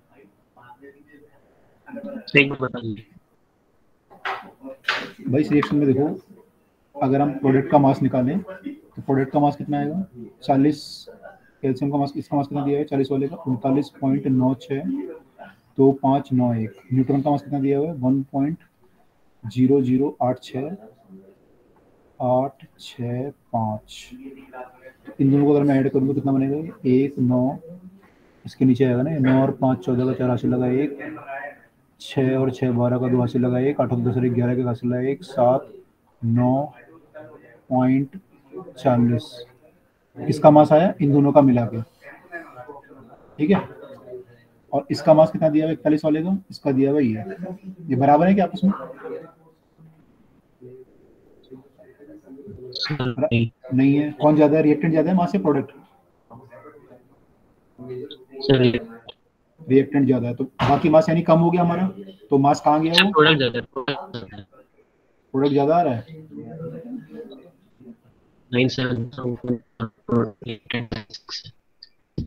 अच्छा देखो यार कैलकुलेशन सही किया हमने। तो यानी हमें यहाँ पे एनर्जी देनी पड़ेगी इस रिएक्शन में, है ना, इसलिए शायद इन्होंने सेपरेशन एनर्जी मांगी है। ठीक है, तो हमें एनर्जी देनी पड़ेगी, हाँ वैसे भी देनी पड़ेगी न्यूक्लियस को निकालने में। तो ये एनर्जी कितनी एनर्जी देनी पड़ेगी हमें ये निकालना है, तो कैसे निकालोगे?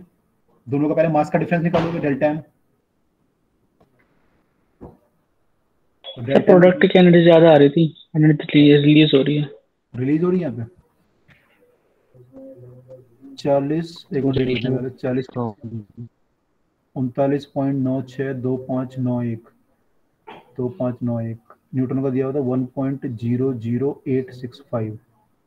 इनको ऐड करेंगे तो एक ही आएगा। 9 और 5 14 4 80 लगा 1, 6 और 5 11 1 12 80 लगा 1, 8 और 10 और 1 80 लगा 1, 7 9 40.97 आ रहा है ये। जैसे प्रोडक्ट की ज्यादा आ रही है। हाँ प्रोडक्ट की ज्यादा आ रही है ना, तो प्रोडक्ट की एनर्जी ज्यादा है यहाँ पे। ठीक है, तो यहाँ पे आपने एनर्जी यानी सप्लाई करनी पड़ी होगी आपको, यहाँ प्लस एनर्जी आएगा यहाँ पे यानी। अब ये कैसे निकालोगे एनर्जी? पहले मास डिफेक्ट निकालोगे, डेल्टा एम, जो मास का फर्क आया दोनों में। डेल्टा एम कितना आया फर्क, दोनों को माइनस कर दो, 40.971241। ठीक है, माइनस 40.962278, इसको माइनस करो, कितना आएगा? 11 में से 8 गया 3, 13 में से 7 गया 6, 11 में से 2 गया 9, 10 में से 2 गया 8, 6 में से 6 गया 0, 9 में से 9 गया 0 0 0। इतना यू आया डेल्टा एम। ठीक है, तो आपने कितनी एनर्जी दी होगी इसको, यानी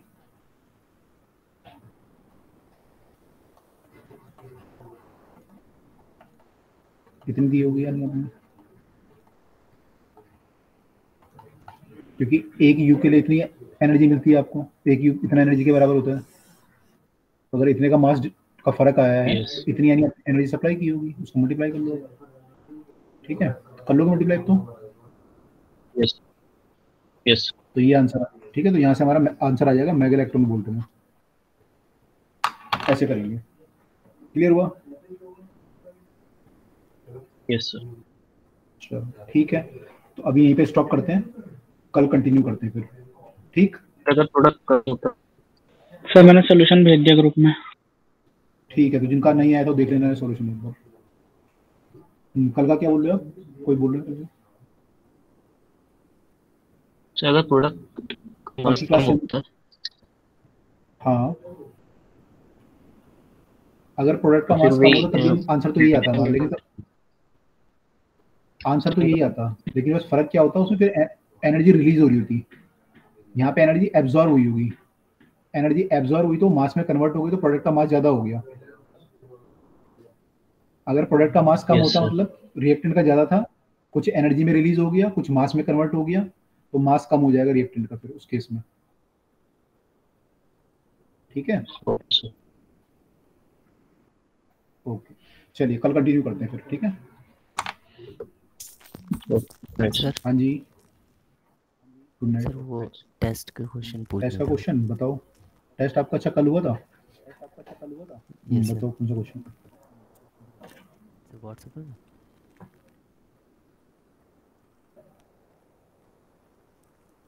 सर व्हाट्सएप कर दूं? कर लो, कुछ भी कर लो, व्हाट्सएप कर लो, टेलीग्राम कर लो, व्हाट्सएप कर दो। कर दे सर।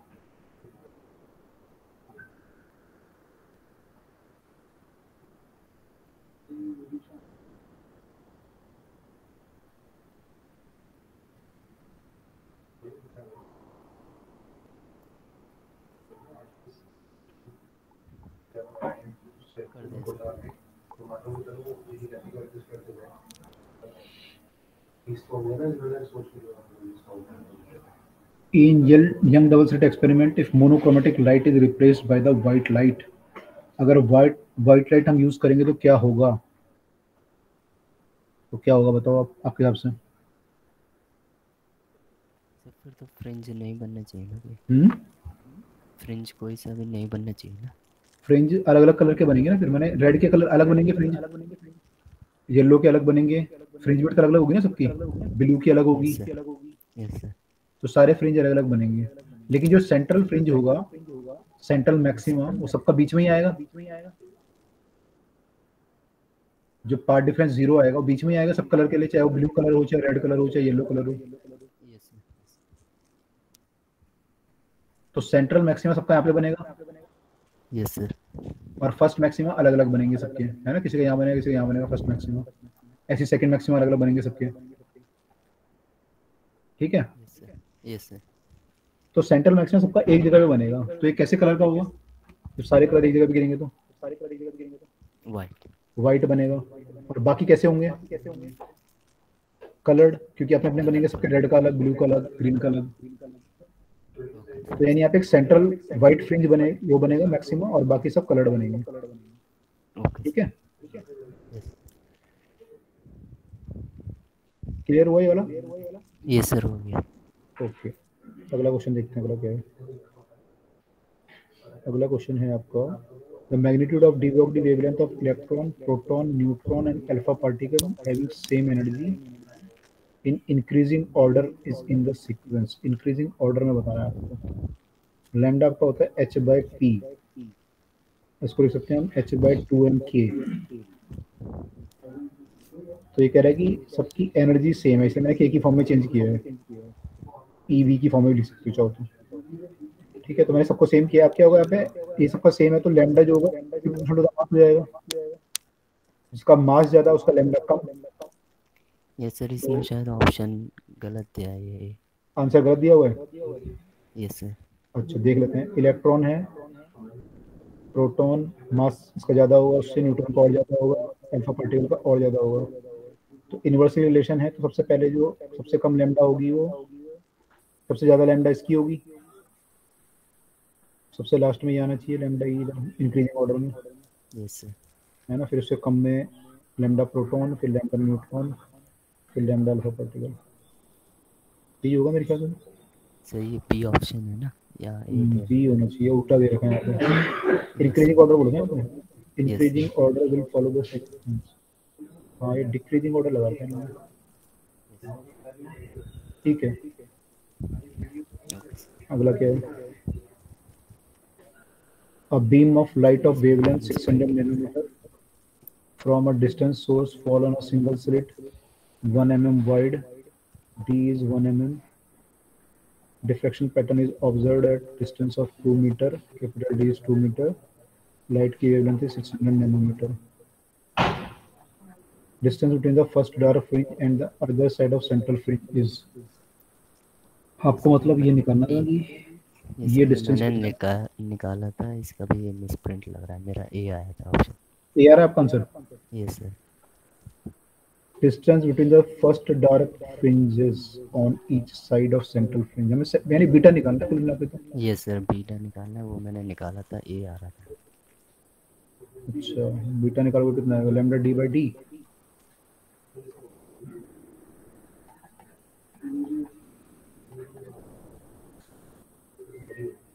वन मिलीमीटर है ना, 10⁻³ तो ये 2 पावर गई, 3 पावर 5 गई, 10⁻⁴ हो जाएगा, ये 12 × ये तो 1.2 mm आ जाएगा। ए आंसर आना चाहिए। हाँ, यस सर, वही मिसप्रिंट है। First dark fringes on the other side of the central fringe is correct है आपका, ये आएगा। If W is the speed of electron in the nth orbit of hydrogen, then W is proportional to n की power 1/2, n की power 1/n, n की power n square। Speed n पे कैसे depend करती है? स्पीड में पता ही है ना, सही लिखें speed. W is the speed of electron। Speed तो यार गलत लिखा हुआ है, Z/n होती है। यस सर, वो इस हिसाब से बी आंसर आना चाहिए, बी आंसर आना चाहिए फिर तो। ठीक है, ये भी आपका बी होगा ना, बी आंसर आएगा। Yes sir. Rectilinear propagation of light is medium due to its. Rectilinear propagation क्यों होता है? क्यों होता है? क्योंकि इसकी वेवलेंथ काफ़ी छोटी होती है लाइट की, तो वेवलेंथ कम होती है इसलिए आराम से बेंड नहीं करता, इसको बहुत शार्प एज चाहिए होते हैं बेंड होने के लिए। सर रेक्टिलिनियर प्रोपगेशन वही होता है ना जो एक्सिस के बराबर में क्या चीज़? रेक्टिलिनियर प्रोपगेशन जो एक्सिस के बराबर में जाते रे। रेक्टिलिनियर मतलब होता है स्ट्रेट लाइन मोशन होता है। रेक्टिलिनियर मतलब स्ट्रेट लाइन मोशन क्यों होता है लाइट का? बेंट ऐसे क्यों नहीं करती मतलब यूजुअली ऑब्स्टेकल में ऐसे क्यों चली जाती है यूजुअली? तो क्यों होता है? बिकॉज ऑफ बेंड कब करेगी? जब इसकी वेवलेंथ, जब इसका बहुत शार्प एज वाला वो मिलेगा तभी बेंड करेगी ना ये लाइट, क्योंकि साउंड तो बेंड कर जाता है, लाइट नहीं करती, क्योंकि लाइट की वेवलेंथ क्या होती है? बहुत कम होती है। तो लाइट की वेवलेंथ कम होती है तो ऐसे एजेस मिलते हैं शार्प एज जहाँ से बेंड कर पाए। तो इसकी क्योंकि वेवलेंथ कम होती है इसलिए करती है। अगर ऑप्शन आप देखोगे तो ऑप्शन इसमें वेवलेंथ में तो है नहीं, तो फ्रीक्वेंसी दी हुई है, तो फ्रीक्वेंसी हाई होती है, तो ये आंसर बोल सकते हो आप। ठीक है, क्लियर हुआ? Yes sir. अगला है assuming human people to be of radius of 0.25 centimetre, radius is 0.25 centimetre and comfortable to viewing a distance of 25 centimeter. The minimum separation between the two objects which can be resolved by a wavelength of by the eye of wavelength इतनी। अच्छा, इसकी resolution power निकालनी है, तो इसको as क्या मानना पड़ेगा आपको? टेलीस्कोप की तरह मानना पड़ेगा। टेलीस्कोप का रिजोल्यूशन पावर ये होता है। टेलीस्कोप क्यों माने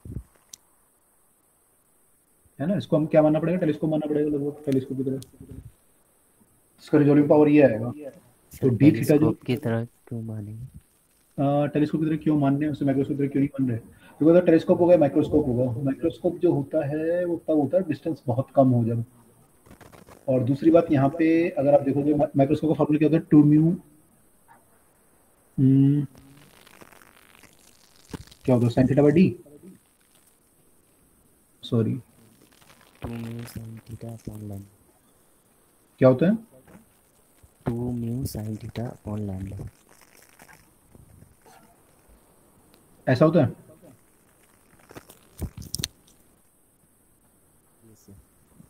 यस सर ऐसे।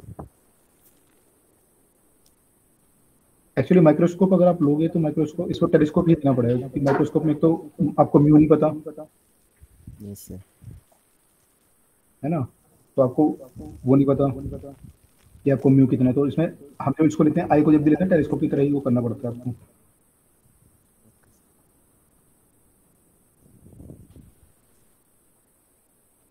तो दूसरा यहाँ पे इसमें जो क्या दिया उसको रेडियस ऑफ कर्वेचर भी दिया है आपको, रेडियस दी हुई है मतलब आई की, तो यहाँ पे रेडियस तभी आ सकती है ना जिसमें तो आएगी नहीं। यहाँ पे डी चाहिए होगा ना आपको। Yes sir. तो इसको लेना पड़ेगा, तो यहाँ 0.5 ले लोगे डी को, 1.22 10 to power minus sorry 1.22 lambda जो है 500 10 टू पावर माइनस 9 है। ये हो गया equal to 1 by D theta. D theta जो होगा वो दो उसके बीच की दूरी होगी।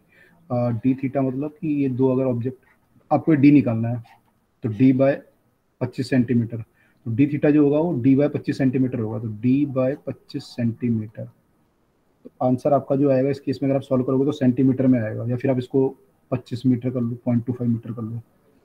अब इसको सॉल्व करना है हमें।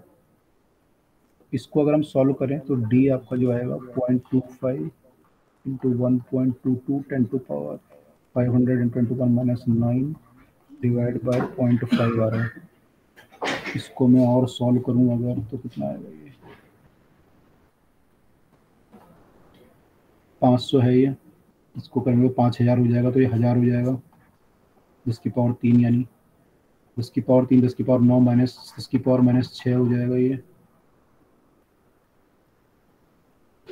और ये 1.22 है, 1.22 इंटू 0.5 करोगे तो 4 से डिवाइड कर सकते हो, 4 3 12 0.3 के आसपास आएगा ये, है ना। इतना मीटर आया। Okay sir. कर लोगे फिर आगे? Yes sir.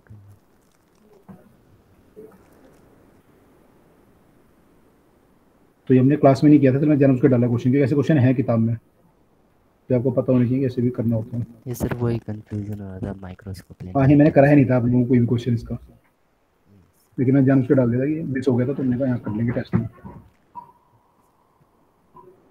Sodium atom in one of the state labeled lowest excited state, it remain in that state of average time 10 to power minus 8 second before make a transition back to the ground state। तो ये n equal to 2 से n equal to 1 में कूद जाता है within 10 to power minus 8 second। what is the uncertainty in the energy in that excited state? यहाँ पे uncertainty कितनी होगी? तो हमने फॉर्मूला लिखवाया, मैंने देखा उसमें कोई फॉर्मूला भेजे थे, इसमें फॉर्मूला था ना एक ये वाला, यस सर ये लगाना था यहाँ पे h बाय 4 पाई, ये था ना फॉर्मूला। यस सर तो ये लगाना है हमें यहाँ पे। तो अब हमें क्या चाहिए, डेल्टा ई चाहिए यहाँ पे।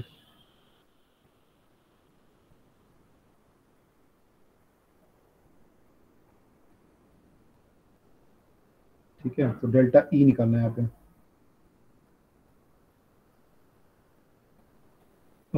तो डेल्टा ई हमारा हो जाएगा 1 h by 4 pi into time 6.62 10 to power minus 34 divided by 10 की पावर माइनस 8 आ जाएगा यहाँ पे, इंटू 4 इंटू 3.14, 4 3 12, ये 1/2 हो जाएगा approximately 0.5 10 to power minus 26 joule हो गया लगभग। आंसर किसमें दिया हुआ है आपको, ये ऑप्शन इलेक्ट्रॉन वोल्ट में दिया हुआ है। डिवाइड कर दो 1.6 10 टू पावर माइनस 19 से, ओके सर है ना। तो ये आ जाएगा आपको जो भी होगा 10 की पावर 7 आ गई, नहीं -7 आ रहा है, 10 की पावर -7 और 0.5 को करोगे तो ये 1/3 आएगा लगभग, तो 0.3 के आसपास आएगा।